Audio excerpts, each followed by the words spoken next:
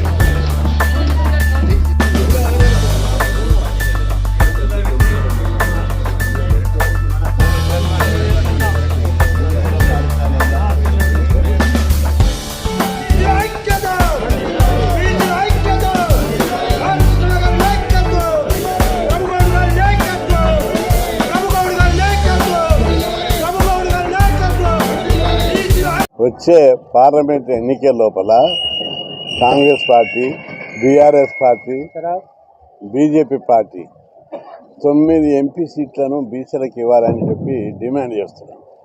కేంద్రంలో BJP party అధికారంలో ఉంది. పార్లమెంట్లో బీసీ బిల్లు పెట్టాలని అడిగితే ఇంతవరకు అతి లేదు, గతి లేదు. వాళ్ళు అనుకున్నవన్నీ ఒక గంటలో పెట్టేస్తున్నారు ఎసుంటి బిల్లు అయినా. కానీ దేశంలోని 56% జనాభా కలిగినటువంటి బీసీలకు రాజ్యాంగబద్ధమైన హక్కులు ఇవ్వాలని కోరుతూని ఎన్ని ధర్నాలు చేసినా, ఎన్ని ఉద్యమాలు చేసినా, ఎన్నిసార్లు ప్రధానమంత్రితో చర్చ జరిపినా, ప్రతిపక్ష పార్టీలు ఒత్తిడి చేసినా కానీ కేంద్ర ప్రభుత్వం దిగి రావడం లేదు. అందుకే దేశంలో ఉన్న బీసీలందరినీ కూడగట్టి బీసీ సంక్షేమ సంఘం అన్ని స్థాయిలో పటిష్టపరిచి చెలో ఢిల్లీ ప్రోగ్రాన్ని ఒక 5 లక్షల మందితోటి వచ్చే పార్లమెంట్ సమావేశంలో ముట్టడిస్తామని చెప్పి హెచ్చరిస్తున్నాం. ఏమిది దేశం ప్రజాస్వామ్య దేశం, ఎవరి జాగిరి కాదు. 76 ఏళ్ళు బీసీలకు అన్యాయం చేశారు, రాజ్యాంగబద్ధమైన హక్కులు ఇవ్వలేదు. అయినప్పటికీ కూడా ఇంకా అట్లే అన్యాయం చేయాలి. గతంలో పాలించినటువంటి యూపీఏ ప్రభుత్వం, కాంగ్రెస్ ప్రభుత్వం, బీజేపీ ప్రభుత్వం, ఇప్పటి బీజేపీ ప్రభుత్వం ఎవరు కూడా బీసీలకు న్యాయం చేయడానికి, రాజ్యాంగబద్ధమైన హక్కులు ఇవ్వడానికి ముందుకు రావడం లేదు. ప్రధానంగా మన మహిళా బిల్లు పెట్టారు పార్లమెంట్లో. అందులో ఈ దేశంలో అత్యంత పేదరికంలో జీవిస్తున్నటువంటి బీసీలకు బీసీ మహిళలకు సబ్కోట్ ఇవ్వలేదు. బీసీ మహిళలకు సబ్కోట్ ఇవ్వకుండా ఏది పెట్టినా దానికి అర్థం లేదు. ఎవరి కోసం పెడుతున్నారు? Hair cut, baby hair cutting ఉన్న వాళ్ళకు, దొరలకు పోయి దొరసాన్ల కోసం పెడతారా మహిళా bill? BC, SC, ST, BC మహిళలకు వాటా ఇవ్వకుండా మహిళా బిల్లుకు అర్థమే లేదు. అదేవిధంగా కేంద్రం లోపల బీసీలకు ప్రత్యేక మంత్రిత్వ శాఖ లేదు, బడ్జెట్ లేదు. అడుగడుగున బీసీలకు అన్యాయం జరుగుతుంది.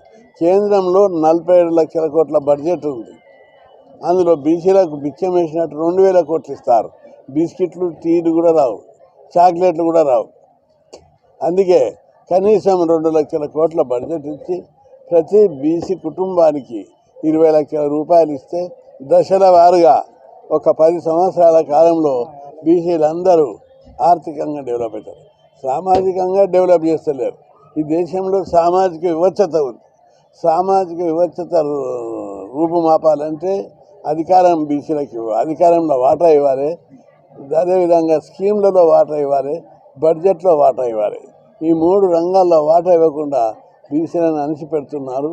ఈ అణిచివేత వైఖరికి వ్యతిరేకంగా బీసీలందరూ పార్టీలకు అతీతంగా బీసీ ఉద్యమాన్ని బలోపేతం చేయాలని చెప్పి నేను విజ్ఞప్తి చేస్తున్నాను. బీసీలు పార్టీల కింద ఉండి మన హక్కులు కోల్పోతున్నాం.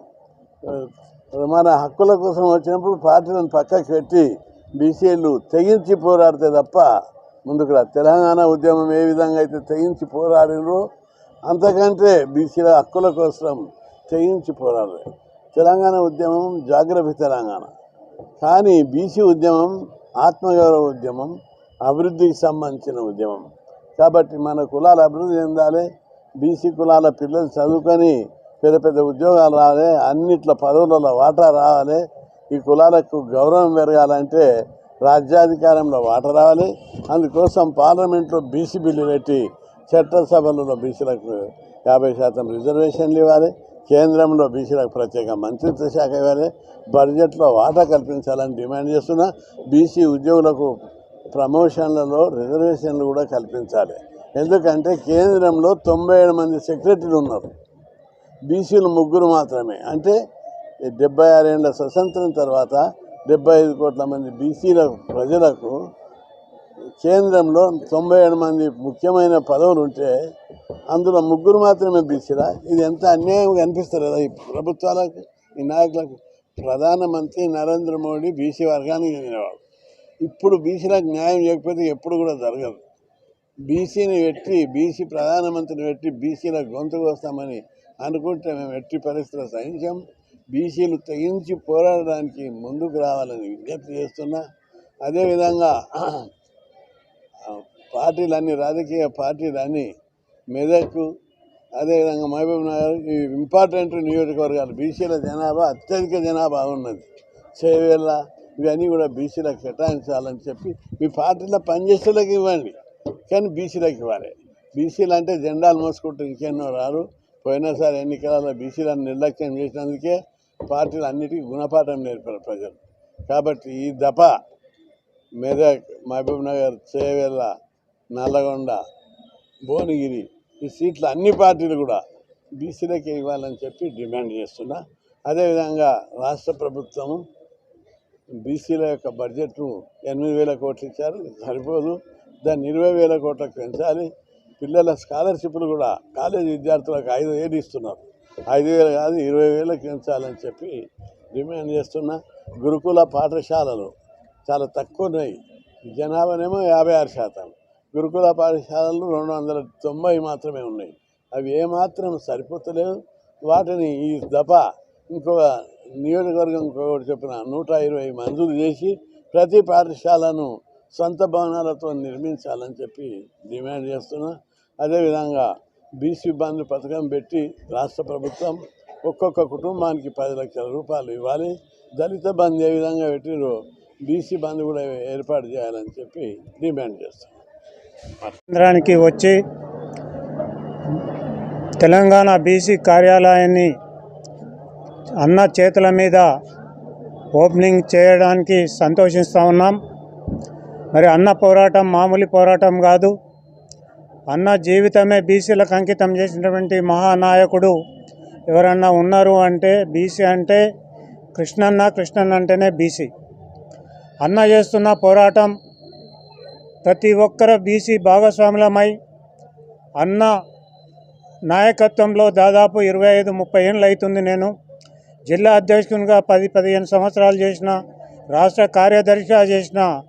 ఈ మధ్యలోనే అన్న నాకు తెలంగాణ రాష్ట్ర బీసీ సంక్షేమ సంఘం వర్కింగ్ ప్రెసిడెంట్ ఇచ్చేయడం జరిగింది. నా హృదయపూర్వక ధన్యవాదాలన్న. అన్న ఇచ్చిన ఆదేశాలు మెదక్ జిల్లాలో తూచ తప్పకుండా మేము బీసీల కొరకు పనిచేయడం జరిగింది. అన్న చేస్తున్నటువంటి ప్రతి దీక్షకు, ప్రతి పోరాటానికి మనమంతా మద్దతు తెలపాలని కూడా ఈ సందర్భంగా నేను తెలియజేస్తా ఉన్నా. ఇవాళ సంగారెడ్డి జిల్లా కేంద్రమే కాదు, రేపు మండల కేంద్రాలలో ఇంతకన్నా 4 గంటల బీసీ సంఘాలతోటి మేము నిర్మాణం బలోపేతనం చేస్తాం, సమావేశాలు పెడతాం. బీసీ అంటే బెదిరిపోయే విధంగా, భయపడే విధంగా అన్న నాయకత్వంలో మనమంతా కలిసి మనం పోరాటం చేస్తామని కూడా అన్నకు మా అన్న ఆశీస్సులు మనకున్నంత కాలం, అన్న గొంతులో ప్రాణం ఉన్నంత కాలం బీసీల కోసమే పోరాడతాడు తప్ప ఆయన సొంత కోసం కూడా ఆలోచించే మనస్తత్వం కృష్ణనాథ్ కాదని ఈ సందర్భంగా నేను తెలియజేస్తున్నా. అన్న చేస్తున్న ప్రతి బీసీ బిల్కు పిల్లల ఫీజు రివర్స్మెంట్ జరిగిందంటే కేవలం ఆర్ కృష్ణన్న గారు ఆయన ముఖ్యమంత్రి వైఎస్ రాజశేఖర రెడ్డి గారితో పోరాడి అన్న నేను అమర నిరాహార దీక్ష కూర్చుంటున్నా అని పోయి చెప్పినాడు.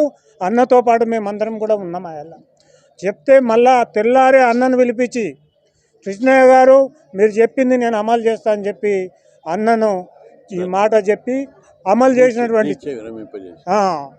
దీక్షను వివరింపజేయడం జరిగింది. ఆ రోజు అన్న దీక్ష అంటే, అన్న మాట అంటే బీసీల కోసమే. ఇవాళ బీసీ బంధు కోసం మాట్లాడుతుండు, బీసీ హక్కుల కోసం మాట్లాడుతుండు, బీసీ వాడ కోసం మాట్లాడుతుండు. ఇక బుడ్డ దుకాణాలు పెట్టుకున్న వాళ్ళు అవి పనికిమాలిన దుకాణాలు, ఎవరిని మేము విమర్శించాం. అందరం కలిసి ఇవాళ మన నాయకుడు ఎవరంటే ఆర్ కృష్ణన్న. రేపు రాబోయే తరాలలో ఇవాళ తెలంగాణ ఇచ్చింది ఎవరంటే సోనియా గాంధీ అంటారు, తెచ్చింది ఎవరంటే కేసీఆర్ అంటారు. ఇలా బీసీల పోరాట యోధుడు కృష్ణన్న రేపు గాంధీ విగ్రహంలాగా రాబోయే కాలంలో పెట్టుకొని కృష్ణన్న కోసం మాట్లాడుకోవాల్సిన పరిస్థితి మన ముందున్న తరాలు చేస్తారని కూడా ఈ సందర్భంగా నేను తెలియజేస్తా ఉన్నా. కృష్ణన్న వ్యక్తిగాడు మహాశక్తి. ఒక ఐఏఎస్ అయ్యేటోడు, కలెక్టర్ అయ్యేటోడు, ఆయన త్యాగం చేసిండు. బీసీలు అన్యాయమవుతున్నారు. జ్యోతిరావు పూలే, అంబేద్కర్ చేసినటువంటి చట్టాలను మరి వీళ్ళు తుంగలో తొక్కుతున్నారు. నా బీసీలను ఎవరు కాపాడుతారు, నాకు నా బీసీలను నేను కాపాడుకోవాలి అని ఒక దీక్షతోటి ఇవాళ ఇంతవరకు అనారోగ్యంతో ఉన్నప్పటికీ కూడా ఇవాళ ఈ సమావేశానికి వచ్చి ఇక్కడ పాల్గొన్నాడంటే అది మన అదృష్టంగా భావించుకుంటా ఉన్నాం. అన్న ఆశయాలలో అన్న అడుగులో అడిగేసి ఇవాళ మేము కూడా పార్లమెంటుకు పోతామని, అన్న ఆశీస్సులు మాకుంటాయని ఈ సందర్భంగా నేను తెలియజేస్తూ ఉన్నా.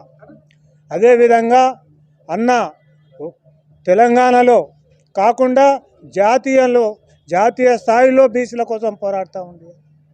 కాబట్టి అన్న ఎంబడే బీసీ వర్గాలు ఉన్నాయి. బీసీలకు అన్న ఆశీస్సులు అవసరం. అన్న పట్టుదల, అన్న చేసేటువంటి దీక్షలు, పోరాటాలు చూసి మనం స్ఫూర్తి, కృష్ణన్న గారిని స్ఫూర్తి తీసుకొని మనం అడుగులేసి ప్రతి బీసీ కుటుంబం దగ్గరికి పోయి, ప్రతి బీసీ విద్యార్థి దానికి పోయి మనం జరుగుతున్న అన్యాయం, మనకు కావాల్సిన అవకాశాలు మనము కొట్లాడి తెచ్చుకోవడానికి, మన హక్కులను మనము సాధించుకోవాలని కృష్ణన్న ఆశీస్సులు మన బీసీలకు ఉంటాయని ఈ సందర్భంగా నేను తెలియజేస్తా ఉన్నాను. Thanks for watching NV News. Please like, share, and don't forget to comment. Please subscribe our channel and press bell icon.